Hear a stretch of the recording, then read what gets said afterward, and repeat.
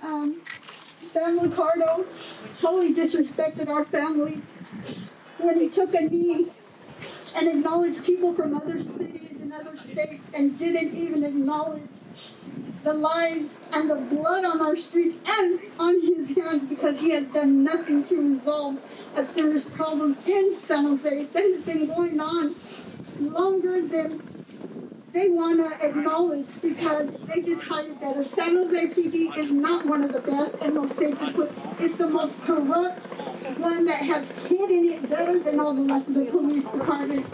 But I want to share my story of Antonio Guzman Lopez, who was killed February 21st, 2014 by the San Jose State University Police Department, in which San Jose PD played a part in doing the investigation and covering it up and not doing proper interviews. Antonio was a good person. Very quickly, before we get back to Laurie, we've been here now for 10 minutes. It took an officer, a trained to de-escalate, only 10 minutes to end the life of Jesus Janae Montez. So when I say Sam Lucardo, you say come out. Sam Lucardo! Come out! Sam Lucardo! Sam Lucardo! So what happened that day, there was, somebody made a call and said that there was somebody walking on campus acting strange with a knife, whatever. They claimed Antonio charged at an officer, so the other officer had to protect him, and they shot him in the back twice. One of the bullets went directly through his heart, and the other one ricocheted through his body, going through his lungs, his stomach, his, everything. So Antonio died right there on the spot. They tried to play it off like he died at the hospital, but the part that hurts me the most is the day they took Antonio from us, they didn't only steal his life, they took my 4-year-old son, his innocence away, his sense of safety, and a father to help raise and watch him grow up. My son Josiah has been suffering for 6 years, and he has talked so much about wanting to die and that he doesn't have a life like a normal kid that has a father. He always wishes he could die so he could see his dad. He has so much anger, and the thing about it is my community, our leaders have failed to acknowledge the children left fatherless. They're not giving our families support. They deny us any kind of help through the victim witness compensation because they put the officers as the victim, not the actual victim, so the families can qualify for mental health counseling, whatever. Our schools are not trauma sensitive in form, so when a child like my son Josiah shuts down, they will assume he's being bad because he's hurting, and he doesn't know who to trust because the adults in my community have seen him and they haven't acknowledged him. They haven't acknowledged any of the kids in this community that are hurting, that need healing, that need to feel safe. My son does not feel safe when he sees a cop come onto campus. My son doesn't feel safe when we're driving in the car and he sees a cop, he panics.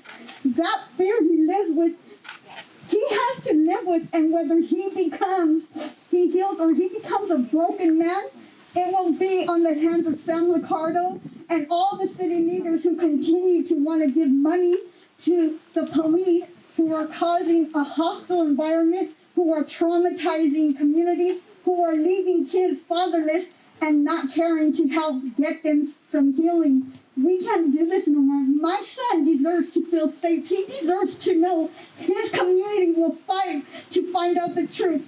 We didn't see what happened to Antonio till 5 years later. The videos, there's 3 videos, but only one was released, so I don't know if any of you have seen it. It is on YouTube.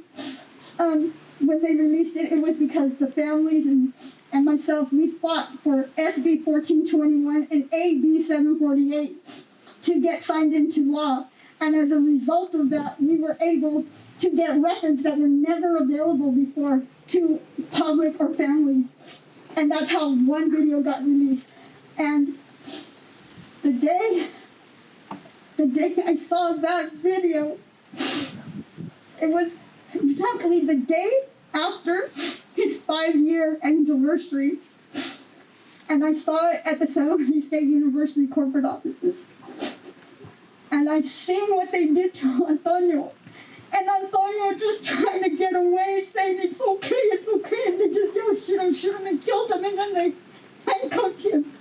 You seen him on the floor, bleeding out, they handcuffed him. Nobody there tried to do anything for a while, and it just hurts because that video's out there. My son will see that video one day, and what will that do to him? Will it break him? Will it, what will it do if our community isn't going to do anything to help his healing? We aren't offered counseling, The counselor that he was seeing in this school, I'm going to tell you a perfect example. She told my son, Josiah, if you're going to come in here, I don't want you talking about your dad anymore. If you're going to start crying and getting upset, you need to get over it already. This is what people who are... But she got,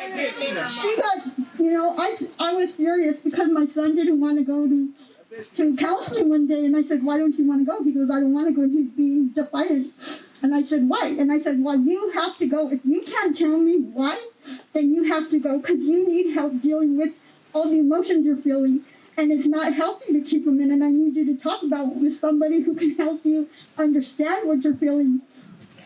And so because we went through this and he was refusing to get off the car, I said, okay, well, I'm going to go in the office and sign you up for another counseling. And so when he told me, Mommy, because they told me I can't go in there and talk about my dad if I cry because I need to get over it, but I miss my dad. Go to the food ministry and help him set up the tarp and get ready to serve the Filipino senior citizens communities of food boxes. And Antonio would actually, when some of the seniors were too, they couldn't carry it, Antonio would take it.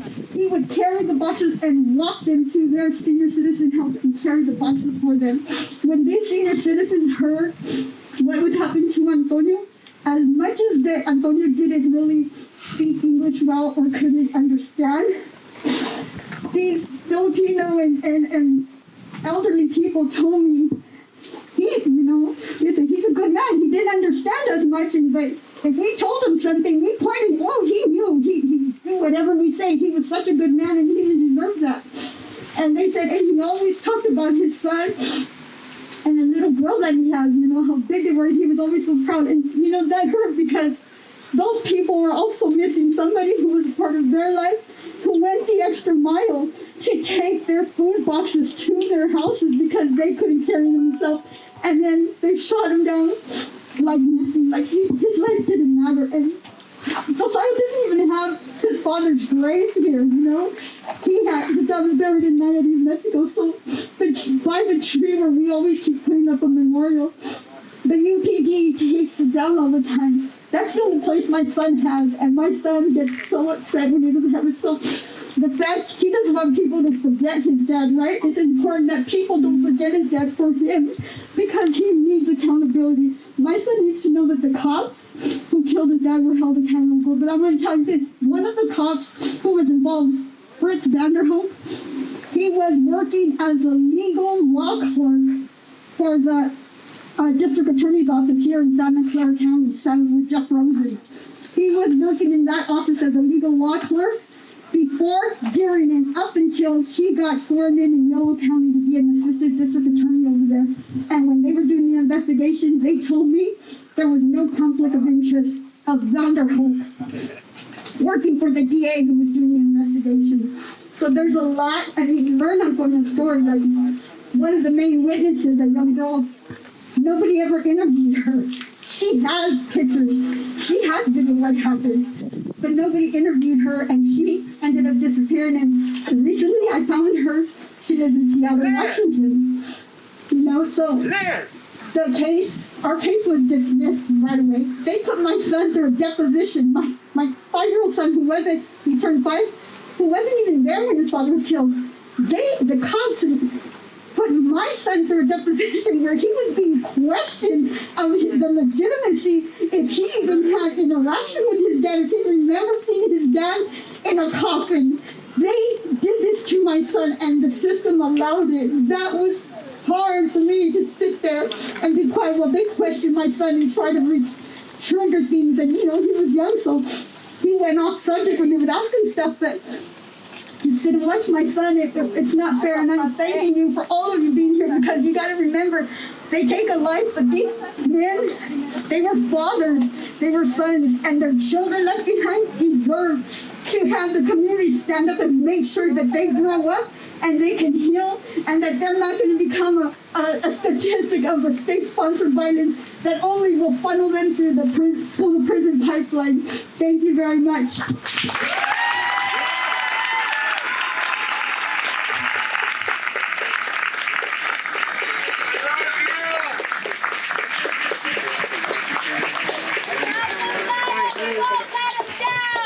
Black lives? Brown lives? Our lives?